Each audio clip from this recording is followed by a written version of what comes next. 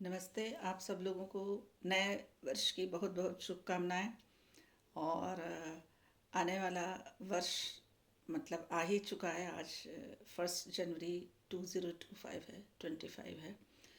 और ईश्वर से प्रार्थना है आप सब लोगों के लिए ये बहुत ही अच्छा हो। आने वाला जो भी टाइम है सब इस साल में बहुत अच्छा रहे। आज मैं एक कविता आप लोगों के साथ शेयर करना चाहती हूँ जो कि राष्ट्र कवि श्री रामधारी सिंह दिनकर जी ने लिखी है। और आपको तो पता ही है, रामधारी सिंह जी ने बहुत ही अच्छी कविताएं लिखी हुई हैं जो अपने जीवन के भावों को सब उजागर करती है।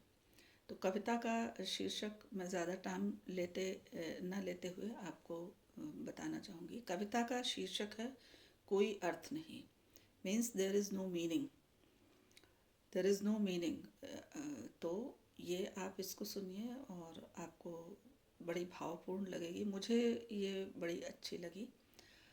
हिंदी साहित्य हालांकि मेरा सब्जेक्ट कभी नहीं रहा, लेकिन मुझे इनकी जो कविताएं हैं, हिंदी पोइट्स ने जो लिखी हुई हैं या स्टोरीज़ हैं, जैसे प्रेमचंद जी और भी कई राइटर्स हुए हैं, तो मैं समय समय पर उनको पढ़ती हूँ।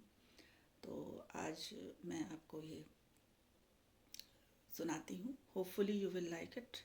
Meaning is very deep. बहुत दिल को छूने वाला मीनिंग है इसका। तो let's start.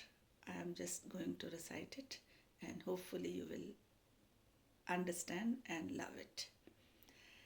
So the title is कोई अर्थ नहीं।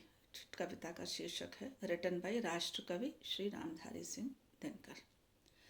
नित्य जीवन के संघर्षों से जब टूट चुका हो अंतर मन, तब सुख के मिले समंदर का रह जाता कोई अर्थ नहीं। जब फसल सूख कर जल के बिन, जब फसल सूख कर जल के बिन तिनका बन गिर जाए, फिर होने वाली वर्षा का रह जाता कोई अर्थ नहीं। नित्य जीवन के संघर्षों से जब टूट चुका हो अंतर मन, तब सुख के मिले समंदर का रह जाता कोई अर्थ नहीं। संबंध कोई भी हो लेकिन, संबंध कोई भी हो लेकिन यदि दुख में साथ ना दे अपना, फिर सुख में उन संबंधों का रह जाता कोई अर्थ नहीं।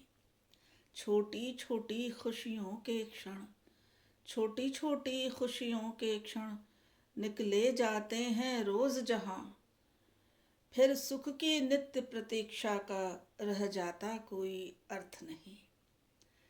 I will repeat it. छोटी छोटी खुशियों के क्षण निकल जाते हैं रोज जहां, फिर सुख की नित्य प्रतीक्षा का रह जाता कोई अर्थ नहीं। मन कटुआड़ी से आहत हो, भीतर तक छलनी हो जाए, फिर बाद कहे प्रिय वचनों का रह जाता कोई अर्थ नहीं। सुख साधन चाहे जितने हों, सुख साधन चाहे जितने हों, पर काया रोगों का घर हो, फिर उन अगणित सुविधाओं का रह जाता कोई अर्थ नहीं। रह जाता कोई अर्थ नहीं। नित्य जीवन के संघर्षों से जब टूट चुका हो अंतर मन, तब सुख के मिले समंदर का रह जाता कोई अर्थ नहीं। ये कविता मुझे बहुत अच्छी लगी, तो मैंने सोचा आपको से शेयर करती हूँ और होपफुली कहीं ना कहीं आप लोगों को ये पसंद आएगी। और हो सकता है आप में से कुछ लोगों के ये जीवन से आप इसको कनेक्ट कर सकें, को रिलेट कर सकें।